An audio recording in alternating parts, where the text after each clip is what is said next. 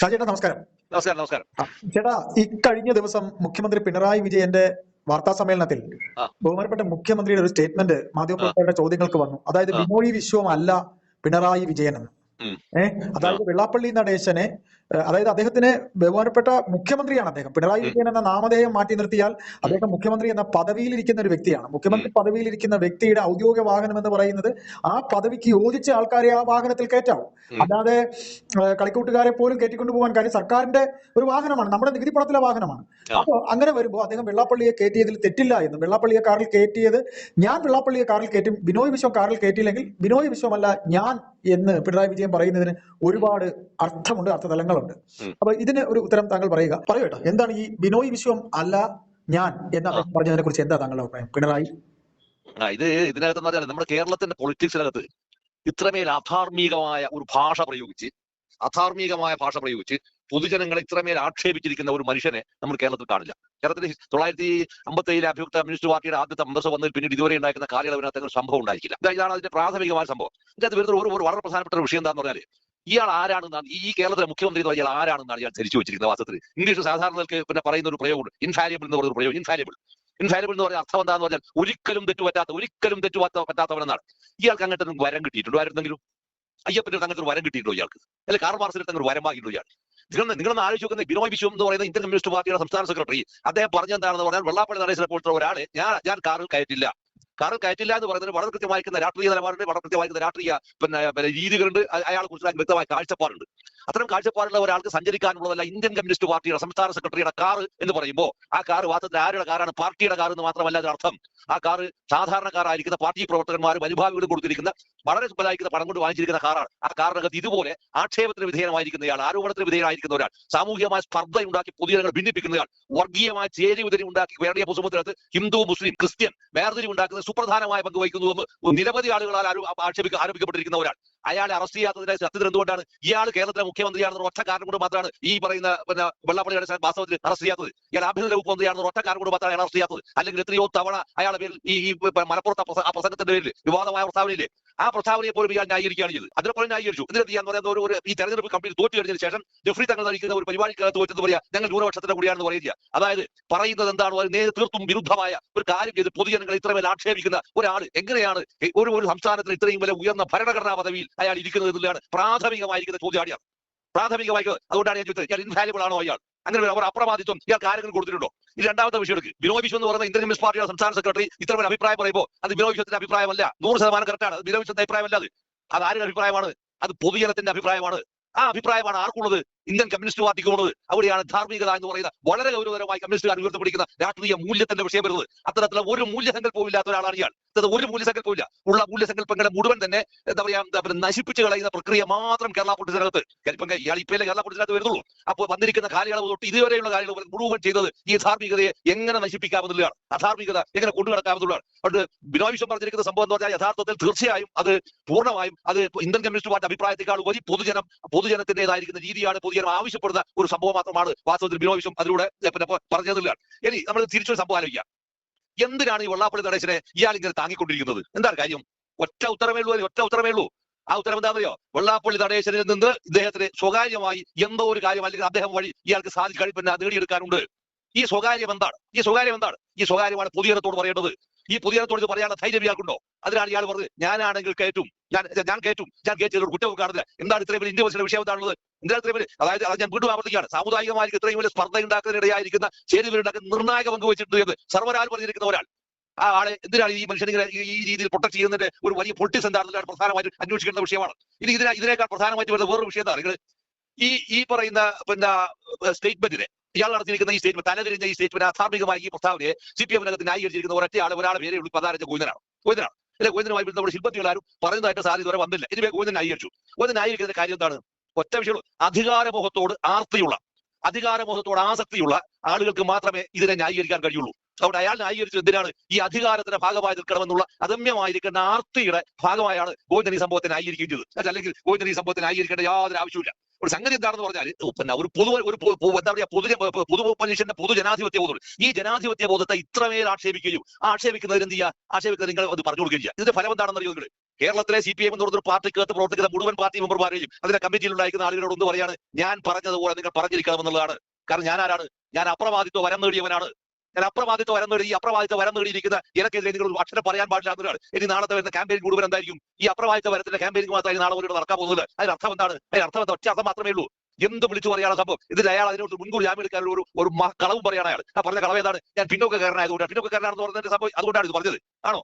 അല്ല, എന്ന് 100% എല്ലാവർക്കും ഒരുപക്ഷെ അയാൾക്ക് അറിയാവുന്നതല്ലേ. അവിടെ ഈ പറയുന്ന എന്താ പറയാ, ഈ പിന്നെ എന്താ പറയാ, ഈ ഇത്തരം അപ്രമാദിത്വ പരികൽപ്പന, ഇത്രമാത്രം അപ്രമാദിത്വ പരികൽപ്പന ശരിക്കും പത്രക്കാരൻ ചോദിക്കേണ്ട ചോദ്യമുണ്ട്. ഒരു ഒറ്റ പത്രക്കാരൻ ചോദിച്ചില്ലല്ലോ, പത്രക്കാരൻ ചോദിക്കാവുന്നില്ലേ? ഈ കേരളത്തിലെ പിന്നെ മുഖ്യമന്ത്രിയുണ്ട്, ഭരണഘടനാപരമായി ഉത്തരവാദപ്പെട്ട ഒരു പദവിയിൽ ഇരുന്നിട്ട് നിങ്ങൾക്ക് എങ്ങനെയാണ് ഇങ്ങനെ സംസാരിക്കാൻ കഴിയുന്നത് എന്നൊരു ചോദ്യം ഏതൊക്കെ പത്രക്കാരൻ ചോദിച്ചാൽ തലവെട്ടി കഴിയുമോ? നിങ്ങൾ എങ്ങനെയാണ് ഇങ്ങനെ നിങ്ങൾക്ക് സാധ്യമാവുന്നത്? എങ്ങനെയാണ് നിങ്ങൾക്ക് പറയാൻ കഴിയുന്നത്? ഇതൊരു ധാർമ്മികമായ ചോദ്യമാണ്. ചോദ്യം ഒരൊറ്റ പത്രക്കാരൻ ചോദിച്ചില്ല. ഇത് ചോദിക്കാത്തതാണ് വാസ്തവത്തിൽ ഇയാളുടെ ബലം എന്ന് പറയുന്നത്. അഥവാ ഈ ആൾ വന്നിരിക്കുന്ന പത്രക്കാരൻ മഹാഭൂരിപക്ഷവും പർച്ചേസ് ചെയ്യപ്പെട്ടവരാണെന്ന് കൃത്യമായി റിവീൽ ചെയ്തിരിക്കുന്ന വാർത്താ സമ്മേളനം കൂടിയാണത്. ഏതോ ഒരാളെന്തോ ചോദ്യം ചോദിച്ചപ്പോൾ ഇയാളുടെ മുഖഭാവം മാറുന്നത് കാണുന്നുണ്ട്, കൃത്യമായി മാറുകയാണ്. കാരണം എന്നോട് അങ്ങനെ നിങ്ങൾ ചോദിക്കാനായിട്ടില്ല എന്നുള്ളതാണ്. ഒരു ജനാധിപത്യം എന്ന് പറയുന്ന ഒരു വാക്കിനെ ഇത്രമേൽ പരിഹരിച്ച് കളയുന്ന ഒരാൾ വേണമെങ്കിൽ നമുക്ക് ഇത് പറയാം, എന്ത് പറയാന്ന് പറയുന്നത് സ്റ്റാലിന്റെ തുടർച്ചയാണെന്ന് പറയാം. സ്റ്റാലിൻ ഇങ്ങനെ ആയിരുന്നു എന്നുള്ളത് വേറെ വിഷയം. പക്ഷേ സ്റ്റാലിൻ എവിടെയാണ് ഇങ്ങനെ ആയത്? സ്റ്റാലിൻ അധികാരം ലഭിച്ച് അധികാരം നടപ്പിലാക്കിയ സ്ഥലം എവിടെയാണെന്ന് പറഞ്ഞാൽ അത് സോവിയറ്റ് യൂണിയനിലാണ്. കാരണം എന്താണ്? അത് കമ്മ്യൂണിസ്റ്റ് പാർട്ടിയുടെ ഡെമോക്രാറ്റിക് സെൻട്രലിസം എന്ന് പറയുന്ന സംഭവം നിലനിൽക്കുന്ന ഒരു ഭരണകൂടത്തിനകത്താണ് സ്റ്റാലിൻ. അവിടെ അതിന്റെ അതായത് ജനാധിപത്യങ്ങൾ അവകാശങ്ങൾ റദ്ദ് ചെയ്യപ്പെട്ടിരിക്കുന്ന ഒരു സമൂഹത്തിനകത്ത് അത്തരം ഒരു പാർട്ടിക്ക് അകത്ത് നിന്നുകൊണ്ടാണ് അയാൾ ജനാധിപത്യ വിരുദ്ധത മുഴുവൻ കാട്ടിക്കൂട്ടി. ഇന്ത്യയിൽ റവല്യൂഷൻ നടന്നിട്ടില്ല, നടക്കുകയുമില്ല. ഈ അർത്ഥത്തിൽ നടക്കുകയും വരുത്.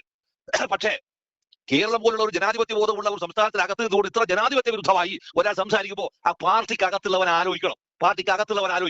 മരിക്കാതെ ബാക്കിയുള്ളവർ ആലോചിക്കണം, ഇയാൾ ഈ പാർട്ടി എങ്ങോട്ടേക്കാണ് നയിക്കുന്നത്, അല്ലെങ്കിൽ എന്നെ ഇയാൾ നയിച്ചു, എന്റെ പാർട്ടിയെയും എന്നെയും നയിക്കുന്നത് ഇയാൾ ഇവിടത്തേക്കാണ് എന്ന് ഇത്രമാത്രം ധിക്കാരവും അഹങ്കാരവും പറഞ്ഞിട്ട് ആ അഹങ്കാരത്തിനെതിരെ ഒരു സ്റ്റേറ്റ്മെന്റ് പോലെ അതിനകത്ത് വന്ന് ആരെങ്കിലും പറഞ്ഞു, ഒരാൾ പറഞ്ഞു. അത് മാത്രമോ എന്താ ചെയ്തത്? എന്റെ അഭിപ്രായം, ഇയാളെ പാർട്ടിയിൽ ഇയാൾ കമ്പനി കൊടുത്തിറങ്ങി നയിപ്പിച്ചു, അത് വേറെ വിഷയം. പക്ഷേ ഒരു മുന്നണിയെ മൊത്തം നശിപ്പിക്കാൻ ഇയാൾക്ക് അവകാശം കൊടുത്ത് ആ മുന്നണിക്ക് അകത്തുള്ള പാർട്ടിയാണ് CPI.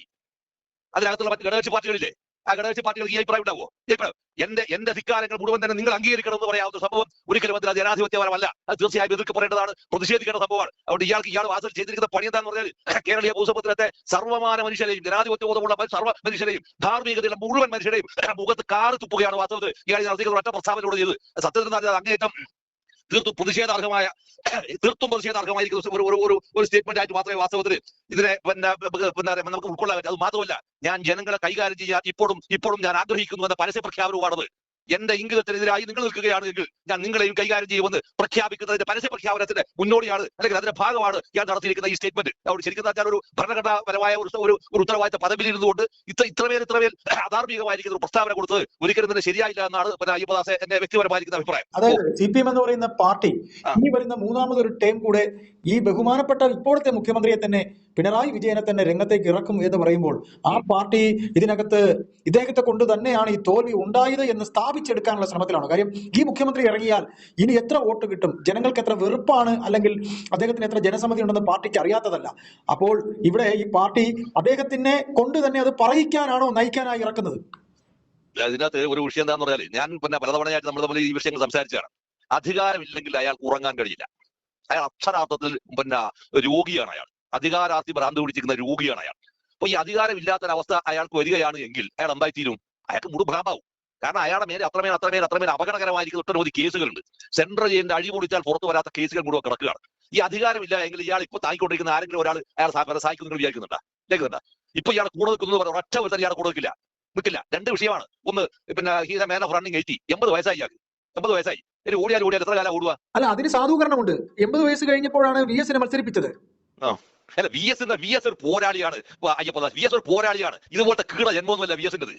VS എന്ന് പറഞ്ഞാൽ ഈ കേരളം കണ്ടിരിക്കുന്ന ഏറ്റവും ഉജ്ജ്വലനായ പോരാളി. ജനാധിപത്യത്തിന്റെ ഏത് അറ്റം വരെയും സമരം ചെയ്യാൻ എന്താ പറയാ, അത്രയും നിഷ്കപടമായി യുദ്ധം ചെയ്തിരിക്കുന്ന ഒരു മനുഷ്യൻ, ഇട്ടിരിക്കുന്ന വസ്ത്രത്തിന്റെ വിശുദ്ധി ജീവിതത്തിൽ സൂക്ഷിച്ചിരിക്കുന്ന മനുഷ്യനാണ് അയാൾ. അങ്ങനെയുള്ള ഒരു VS തമ്മിൽ എന്ത് കമ്പാരിസൺ? പാർട്ടി പറയുന്ന ക്ലാരിഫിക്കേഷൻ ആണ് VS മത്സരിപ്പിച്ചില്ലേ ഈ പ്രായത്തിൽ എന്ന് പാർട്ടി പറയുന്ന ഒരു സാധൂകരണം. ഒന്നുകൂടെ, കണ്ണൂര് ഈ കടന്നപ്പള്ളി രാമേന്ദ്രനെ വീണ്ടും മത്സരിപ്പിക്കുന്നു. അപ്പൊ പ്രായമായവർ എല്ലാം മത്സരിക്കുന്നു, എന്തുകൊണ്ട് പിണറായിക്ക് മത്സരിച്ചുകൂടാ?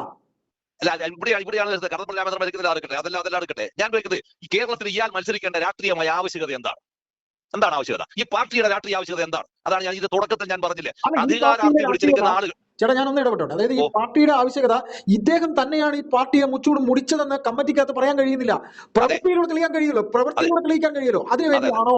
ആ അല്ല അതല്ലെങ്കിലും സംഭവിക്കാം. അതല്ലെങ്കിൽ തന്നെ ഈ തെരഞ്ഞെടുപ്പ് സംഭവിക്കാൻ പോകുന്നതാണ്. അതും ഞാൻ നിങ്ങളോട് കഴിഞ്ഞ തവണ പറയുമ്പോൾ പറഞ്ഞാണ്, കഴിഞ്ഞ ലോക്കൽ അഡ്മിനിസ്ട്രേഷൻ തെരഞ്ഞെടുപ്പ് ഞാൻ പറഞ്ഞാണ് ഈ UDF തൂത്തുവാരും.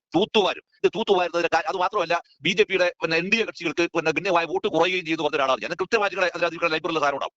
അത് പറയുന്നത് രണ്ട് കൃത്യമായ രാഷ്ട്രീയ കാരണങ്ങൾ ശരിയാണ് എന്ന് സ്ഥിരീകരിക്കപ്പെടുകയും ചെയ്തു. ഇവിടെ സംഭവിക്കുന്ന വിഷയം എന്ന് വെച്ചാൽ CPM ഈ ഇടതുപക്ഷ ജനാധിപത്യ മുന്നണിക്ക് ഇത്രയും വലിയ തിരിച്ചുണ്ടാക്കിയത് ആരാണ്? പൊതുജനം വോട്ട് ചെയ്തു എന്ന് മാത്രമല്ല, മറിച്ച് എന്താ വെച്ചാൽ CPM-കാരായിരിക്കുന്ന ഈ പാർട്ടി നിലനിന്ന് കാണണമെന്ന് ആഗ്രഹിക്കുന്ന മുഴുവൻ പാർട്ടി സഖാക്കളും വോട്ട് ചെയ്ത ആൾക്കാണ്.